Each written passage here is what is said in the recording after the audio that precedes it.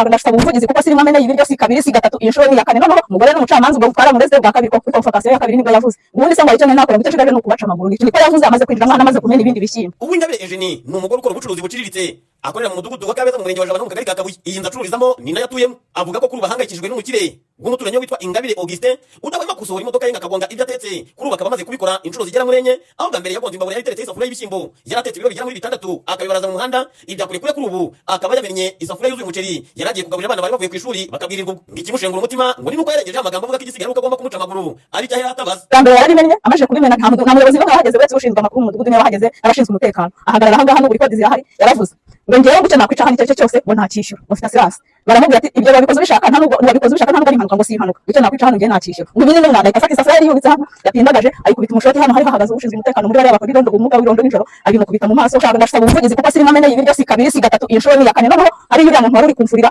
yarahunamye azi yuko ari ngewe wagiye kumugonga ahita asimbuka ajya muri kiriya gipangu hano hari abantu bari guhahaga bariya nabo barahari. Ngo yaje kubwirwa amagambo ya Kaminura Muhini n'umukuru w'uyu mudugudu wa Kabeza ngaho yamugiriye inama akagomba kubiceceka ntabitange ikirego ngo kuko ntawuburana n'umunyamafaranga. Twaramuhamagara mudugudu amwita Gerard twaramuhamagara atubwira ngo rega rero mu gitondo tugiye gusinyisha umutekano atwandikiye raporo aragenda aramubwira ati se waje ukansinyira atarabyuka yatwandikiye kuri telefone ngo nitugende twiyunge kuri mugabo ngo kuko ngo ntabwo tuzaburana nawe amafaranga ntabwo twahangana n'umukire ngo ntabwo twaburana n'umukire.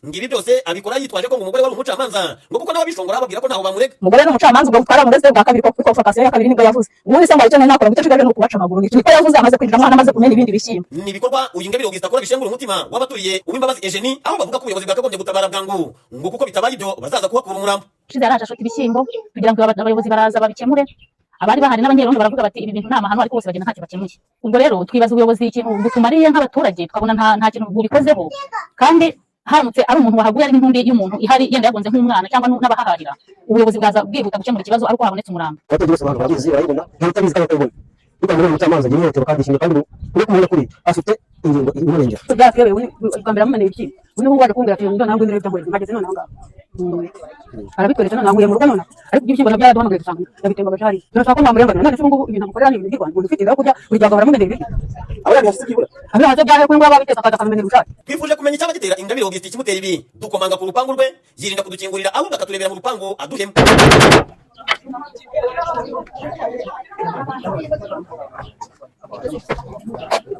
Ibi nibyo byatumye tuvugana n'umunyamabanga nshingwabikorwa w'umurenge wa Jabana Bwana Shema Jonas atubwira ko arimo gusezeranya abageni ariko atwizeza ko iki kibazo bagiye kugikurikirana ngo dore ko n'ubuyobozi bw'aka kagari ka Kabuye bwagerageje gutumiza Ingabire Augustin inshuro zigera muri enye ngarika agasuzugura inzego z'ibanze bikanashimangirwa na raporo yakozwe n'ubuyobozi bw'uyu mudugudu.